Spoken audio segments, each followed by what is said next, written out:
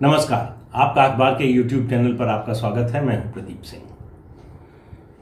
आज से कुछ साल पहले एक फिल्म आई थी अक्षय कुमार की, स्पेशल 26।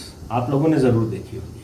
उसमें अक्षय कुमार का एक गैंग है, अनुपम खेर हैं, जिमी शेरगिल हैं और दूसरे कलाकार हैं। वो एक टीम के रूप में काम करते हैं और नकली CBI और इनकम टैक्स के अधिकारी बनकर छापा मारते हैं व्यापारियों के यहाँ, अधिकारियों के यहाँ, मंत्रियों के यहाँ।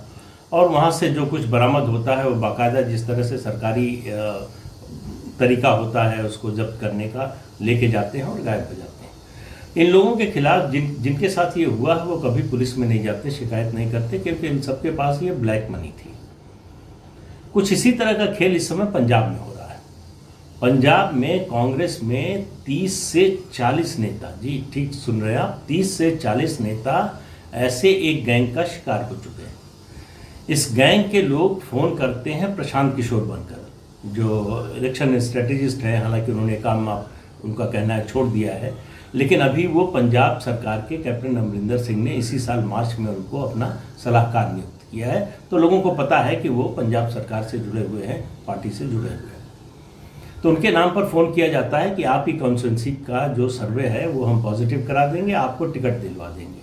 उसके बाद उनसे कहा जाता है कि आप इतने लाख रुपए गिफ्ट के तौर पर दे दीजिए। ये शुरुआती अमाउंट है। तो इसमें लोग आ जाते हैं। पंजाब पुलिस के मुताबिक बात कहें तो कम से कम 5 करोड़ रुपए ये लोग ऐंठ चुके हैं। अब ये अमाउंट निश्चित रूप से इससे बहुत ज़्यादा होगा, लेकिन पुलिस भी इस बारे में कोई निश्चित होकर बात तभी कहेगी जब लोग शिकायत करने आए।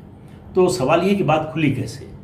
बात खुली इस तरह से कि पंजाब कांग्रेस के एक विधायक हैं कुलदीप सिंह वैद, उनके पास भी इस तरह से फ़ोन आया, कई बार बातचीत हुई और उनका कहना है कि वो प्रशांत किशोर से कई बार मिल चुके हैं, तो जानते हैं प्रशांत किशोर किस तरह से बात करते हैं, आवाज़ कैसी है। तो बातचीत, तो जब आखिरी कॉल में यह कहा गया कि 10 लाख रुपए जो है आप गिफ्ट के तौर पर दे दीजिए, तब उनका माथा ठनका।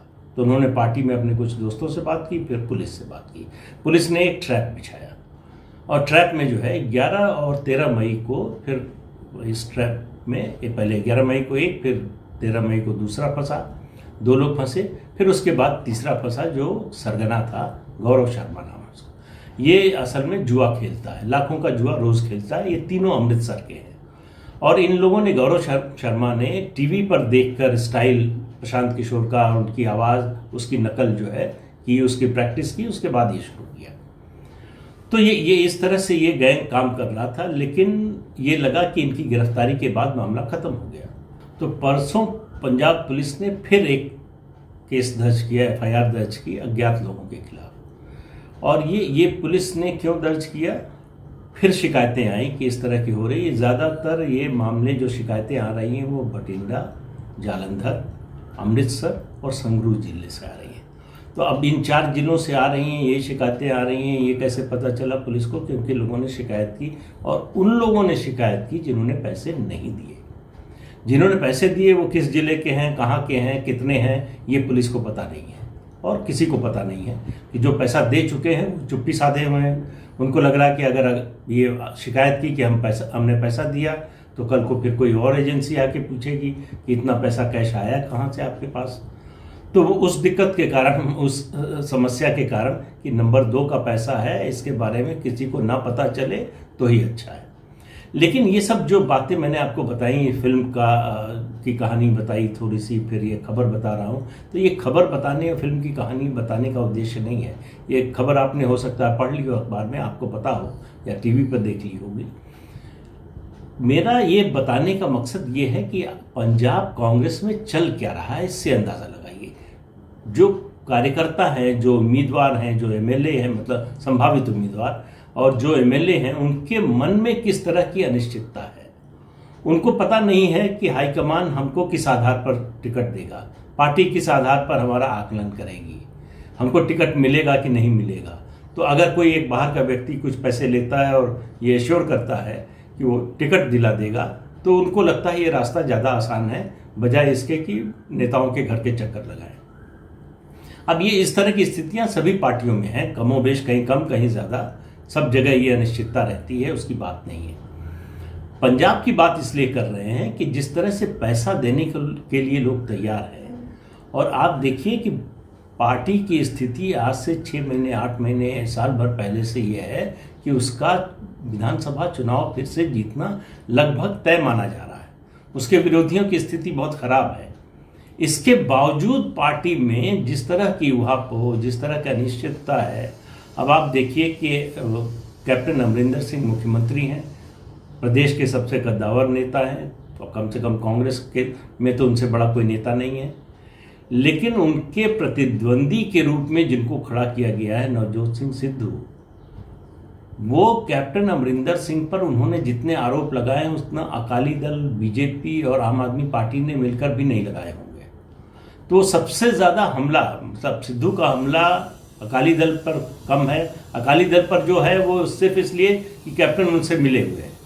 उसके अलावा आम आदमी पार्टी के खिलाफ आप उनसे नहीं सुनेंगे, बीजेपी के खिलाफ नहीं सुनेंगे आजकल। तो कुल मिलाकर उनका हमला कैप्टन पर, जो सबसे मजबूत विकेट है कांग्रेस का, उसी को उखाड़ने की कोशिश सिद्धू कर रहे हैं और उनकी सुनवाई हो रही है। मतलब जो पार्टी के लिहाज से दुखद बात यह है कि उनकी सुनवाई हो रही है।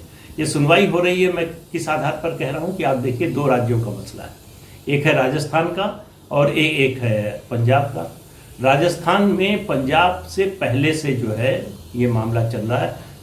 पिछले साल जो है जुलाई में सचिन पायलट ने बगावत की थी, तब से वहाँ ये मामला चल रहा है। सचिन पायलट दिल्ली आए थे, 5 दिन, अभी की बात कर रहा हूँ, पिछली बात नहीं, 5 दिन दिल्ली में रहकर गए, उनकी पार्टी हाईकमान से मुलाकात नहीं हो पाई, वापस लौट गए। वहाँ राजस्थान के मुख्यमंत्री कह रहे हैं कि मुझे कोरोना हुआ था, उससे निकला हूँ, डॉक्टर ने कहा कि 1.5-2 महीने आराम कीजिए, तो इसलिए मैं कहीं नहीं जा सकता। मैं जाना तो दूर है, मैं किसी से मिलूंगा भी नहीं। वो पार्टी हाईकमान से मिलने के लिए या पार्टी अध्यक्ष से मिलने के लिए दिल्ली आने को भी तैयार नहीं है। लेकिन सचिन पायलट की कोई सुनवाई नहीं हो रही है। उधर सिद्धू की सुनवाई लगातार हो रही है, कमेटी बन गई, सुनवाई हो गई, उसकी रिपोर्ट आ गई, उसके बाद उनकी मुलाकात हो गई नेताओं से। अब कहा जा रहा है कि 20 जून को अब एक दिल्ली में दरबार लगने वाला है, अदालत लगने वाली है। सोनिया गांधी जो कार्यकारी अध्यक्ष है पार्टी के, और पार्टी के पूर्व अध्यक्ष राहुल गांधी, दोनों के सामने पहले सिद्धू और कैप्टन की अलग मुलाकात कराई जाएगी आमने सामने, फिर दोनों को आमने सामने बिठाकर इन दोनों नेताओं के सामने बातचीत होगी। तो सवाल है बातचीत क्या होगी, कैप्टन से क्या कहा जाएगा। अब ये पूछा जा रहा है बाहर, जब मीडिया के लोग पूछ रहे हैं, जो प्रभारी हैं पंजाब के कांग्रेस के हरीश रावत, उनसे पूछा जा रहा है कि सिद्धू क्या इस पर तैयार होंगे, जो अलग अलग कंडीशंस की बात आ रही है। तो उनका कहना था कि सिद्धू के बाद के 10वें नंबर तक के नेता को जो भी हाईकमान तय करेगा वो मानना पड़ेगा। तो अब ये बात हरीश रावत तो कह सकते हैं, प्रभारी हैं, कांग्रेस के नेता हैं, कांग्रेस के राष्ट्रीय महासचिव हैं, लेकिन उनको भी मालूम है, बाहर के लोगों को भी मालूम है, और पंजाब कांग्रेस के लोगों को भी मालूम है कि ऐसी स्थिति नहीं है। अगर ऐसी स्थिति होती तो ये कमेटी बनाने की, उसकी सुनवाई, उसके बाद बुलाकर बात करने, मतलब कमेटी की रिपोर्ट आने के बाद भी कोई फैसला हाईकमान नहीं कर पाया है। तो आप इससे अंदाज़ा लगाइए कि पार्टी में स्थिति क्या है। अब सवाल है कि पार्टी हाईकमान क्या फैसला करेगा। पार्टी हाईकमान के सामने फैसला करने के लिए बहुत ज़्यादा ऑप्शन न तो सिद्धू ने छोड़ा है, न कैप्टन ने छोड़ा है। कैप्टन ने ये बताने में कोई कसर नहीं छोड़ी है कि सिद्धू उनको बर्दाश्त नहीं है, और सिद्धू ये कहने से चूक नहीं रहे, सार्वजनिक रूप से भी कह रहे हैं, बंद कमरे में भी कह रहे हैं कि कैप्टन के साथ उनके लिए काम करना मुश्किल होगा। तो कैप्टन के साथ काम करना मुश्किल होगा तो सरकार में जाना मुश्किल होगा। अगर सरकार में उनको जगह मिलती है तो मालूम है कि पहले जैसा ही हश्र होगा। तो अब सवाल ये है कि उनको क्या बनाया जा सकता है। क्या एक सुझाव नया आया है कि उनको कैंपेन कमेटी का चेयरमैन बना दिया जाए। लेकिन मैं फिर कह रहा हूँ, पिछले भी वीडियो में कहा था, उससे पहले भी कहा था कि पंजाब में कांग्रेस में वही होगा जिस पर कैप्टन अमरिंदर सिंह राजी होंगे। तो हाईकमान को ये तलाशना होगा, ये ऐसा कोई फॉर्मूला तलाशना होगा जो कैप्टन को मंजूर हो। और सिद्धू से रिलेटेड कोई भी जो है सुझाव कैप्टन मंजूर करेंगे, इसमें बड़ी शंका है।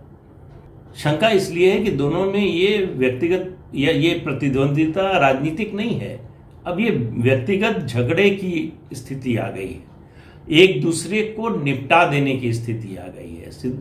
कैप्टन को लगता है कि अगर इस बार सिद्धू को जो है रोक दिया तो आगे के लिए कांटा निकल जाएगा। सिद्धू को लगता है कि यही मौका है कैप्टन को गिराने का।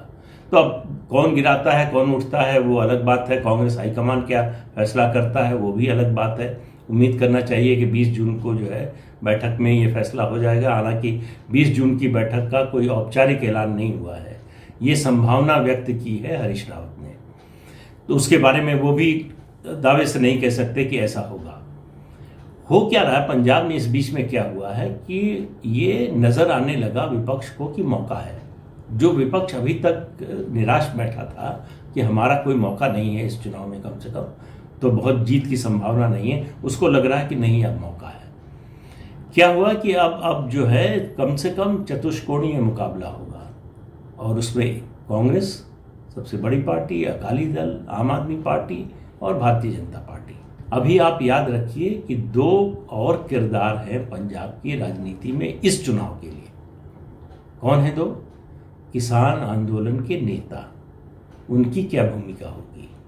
वो अकाली दल के साथ जाएंगे, कैप्टन के साथ जाएंगे, आम आदमी पार्टी के साथ जाएंगे या कोई अलग रास्ता जो है अख्तियार करेंगे? उसी तरह से उससे ज़्यादा प्रभावी और लेकिन वो पर्दे के पीछे से होगी आढ़तियों की भूमिका। आढ़तियों के पास आपको पता है कि बहुत पैसा है, वो पंजाब की राजनीति को एक तरह से फंड करते हैं, फाइनेंस करते हैं, नेताओं को फाइनेंस करते हैं। इसके लाभार्थी कांग्रेस और अकाली दल रहे हैं। इस बार उनका क्या रवैया होगा? वो किससे नाराज हैं और किससे खुश हैं? ये तो पता है कि भारतीय जनता पार्टी से नाराज हैं, पहले भी कोई बहुत फ़ायदा मिलता नहीं था भारतीय जनता पार्टी को इसका, इस बार तो कोई सवाल ही नहीं है। भारतीय जनता पार्टी की स्थिति वहाँ पहले भी खराब थी, अब और ख़राब है अकाली दल से हटने के बाद।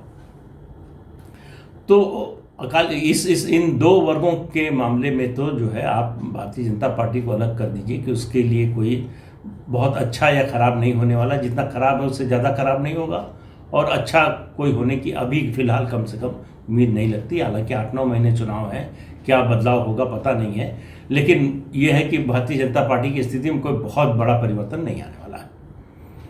अब मैं किसान नेताओं की बात कर रहा हूं, तो देखिए किसान नेताओं को चुनाव के समय एक स्टैंड लेना पड़ेगा। वो अभी जो 5 राज्यों के चुनाव हुए उसमें घूम घूम कर उन्होंने बीजेपी के खिलाफ अभियान चलाया, तो वहाँ इन राज्यों में बीजेपी थोड़ा कम ज़्यादा कहीं, मतलब जहाँ सबसे ज़्यादा प्रभावी थी असम और बंगाल, वहाँ सबसे ज़्यादा प्रचार किया इन लोगों ने। अब पंजाब में क्या होगा? पंजाब में भाजपा के खिलाफ कैंपेन से तो कुछ हासिल नहीं होने वाला है। पंजाब में तो या तो कैप्टन के खिलाफ आपको कैंपेन करना पड़ेगा या अकाली दल के खिलाफ करना पड़ेगा। तो किसान नेता कोई अलग मंच बनाकर चुनाव भी लड़ सकते हैं? इस संभावना से भी इनकार नहीं किया जा सकता। दूसरी बात आढ़तियों की है, उनके पास पैसा है, उनके पास मसल पावर है, उनके पास प्रभाव है। उनके जो कार्यक्षेत्र में या उनके प्रभाव में जो किसान हैं उनको वो प्रभावित करने की स्थिति में है, तो वो क्या स्टैंड लेते हैं? तो पार्टी हाईकमान कांग्रेस का क्या तय करेगा, उससे ज़्यादा मुझे लगता है इम्पोर्टेंट होने वाला है पंजाब में विधानसभा चुनाव की दृष्टि से और उसके नतीजे की दृष्टि से कि किसान नेताओं का जो किसान आंदोलन में लगे हुए हैं अभी ख़त्म नहीं हुआ आंदोलन, तो उनकी क्या भूमिका होगी, उनका क्या रवैया होगा, क्या स्टैंड होगा अलग अलग पार्टियों को लेकर। दूसरी बात आढ़तियों की, वो इस बार किस पर दांव लगाएंगे, किसको पैसा देंगे, किसको फंड करेंगे, किस पार्टी के उम्मीदवार को।